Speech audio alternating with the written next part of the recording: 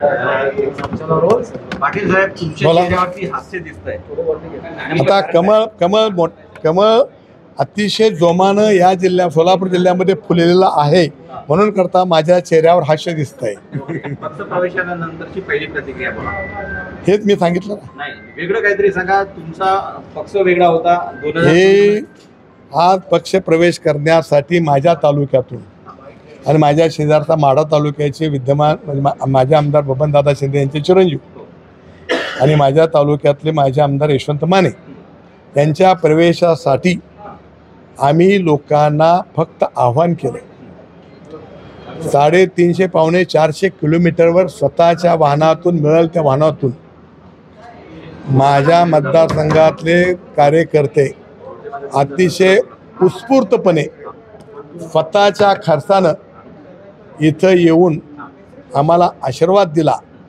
त्याच्यावरून माझी खात्री पटली की माझ्या मतदारसंघामध्ये ज्या माझ्या तालुक्यातल्या मतदारांना कार्यकर्त्यांना अपेक्षित होतं तशा प्रकारचा निर्णय आम्ही घेतला आणि म्हणून करता माझ्या चेहऱ्यावर आनंद तुम्हाला दिसायला. पाटील सर तुम्ही गेल्या अनेक वर्ष 3 वेळेस आमदार होतात. त्यानंतर तुमचा मतदारसंघ आरक्षित झाला. निश्चयानं तुम्ही पक्षाचा उमेदवार निवडून आणलात आणि सोलापूर जिल्ह्याचं राजकारण असं की कोणी कुणाच्या मतदारसंघामध्ये ढवळाढवळ करत नाही, इंटरफेअर करत नाही. मग असं काय झालं की पक्ष बदलाचा निर्णय घेतला? आता तुम्हाला सगळ्यांना मीडियावर तुम्ही बघत असाल की जिथं शिस्तच राहिलं नाही पक्षामध्ये त्या बेशिस्त पक्षामध्ये राहून आपणही बेशिस्त व्हायचं का? आम्ही आमचे त्यावेळेचे नेते अजितदादा त्यांच्यासारखे शिस्तप्रिय माणसं म्हणून करता आम्ही अजितदादा बरोबर गेलो. पण आज जर तुम्ही बघितलं मीडियावर तुम्ही बघत असाल लांब जर असला तरी आज बेशिस्त झाला आहे पक्ष. आणि ही जर पक्ष अशाच प्रकारे वेळीच कंट्रोल नाही केलं तर पक्षाला महाराष्ट्रात माणसं उभा करायला सुद्धा मिळणार आहेत अशी परिस्थिती होईल. उमेश पाटलांना जिल्हाध्यक्ष केल्यानंतर कोण मी ओळखत नाही. मी अशा बारक्या माणसाला ओळखत पण नाही. माझा मतदारसंघच ओळखत नाही. मी द्या सोडून. त्यामुळे त्याच्यावर नो कॉमेंट्स. पाटील साहेब यशवंत माने यांचा पराभव तुम्हाला फार जिवारी लागलेला होता. काय घडलं होतं त्या दरम्यान? त्याचं मी विश्लेषण असं करतो की माझे वडील आमदार होते. आमच्या घरी 40 वर्ष सत्ता होती आणि मग इतके वर्ष सत्ता असल्यानंतर माणसाला निगेटिव्ह वोटिंग होत असतं. आणि यशवंत माने हे आमदार होते परंतु त्या तालुक्यातलं सगळं जडणघडण आमचं कुटुंब करतं. त्यामुळं आमच्यावर नाराजी म्हणून निगेटिव्ह वोटिंग म्हणून यशवंत मानेला तिथं पराभव पत्करावा लागला. याच्यामध्ये दुसरं कुठलंही कारण नाही. अतिशय चांगलं काम यशवंत मानेने आमच्या तालुक्यामध्ये केलं होतं. त्यावेळेला अजितदादांनी सुद्धा मोठ्या प्रमाणात निधी आम्हाला दिला होता. परंतु केवळ माझा निगेटिव्ह वोटिंग जसं अनेक लोक दिग्गज पडले जातात निगेटिव्ह वोटिंगमध्ये तशा प्रकारे निगेटिव्ह वोटिंगमध्ये आम्हाला पराभव आगामी काही महिन्यात किंवा काही दिवसांमध्ये स्थानिक स्वराज्य संस्थांच्या निवडणुका आहेत. त्याच्यापूर्वी सोलापुरामध्ये फडणवीसांनी करेक्ट कार्यक्रम घडवून आणलेला. या एकंदरीत घटनेचं कसं बघतो? फडणवीसांनी सोलापुरामध्ये करेक्ट कार्यक्रम घडवून आणलेला आहे स्थानिक स्वराज्य संस्थांच्या निवडणुकीपूर्वी.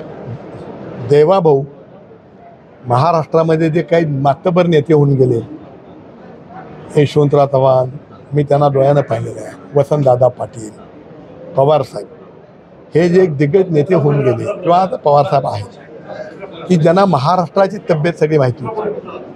महाराष्ट्रामध्ये विदर्भाला काय लागतं, कोकणाला काय लागतं, पश्चिम महाराष्ट्राला काय लागतं, खानदेशाला काय लागतं आणि त्याचा अभ्यास होता. तसा आता नेतृत्व या राज्यामध्ये देवाभाऊ आहेत. आणि म्हणून करता देवाभाऊ हे महाराष्ट्राला बरोबर घेऊन जाणारं आणि दूरदृष्टी असणारं असं नेतृत्व आहे.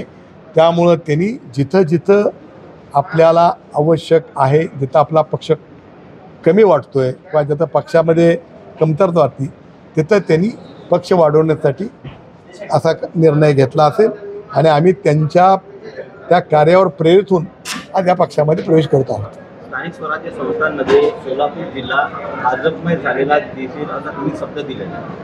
हो 100% तो मी शब्द दिलाय. म्हणजे वैयक्तिक राजन पाटील म्हणून नव्हे.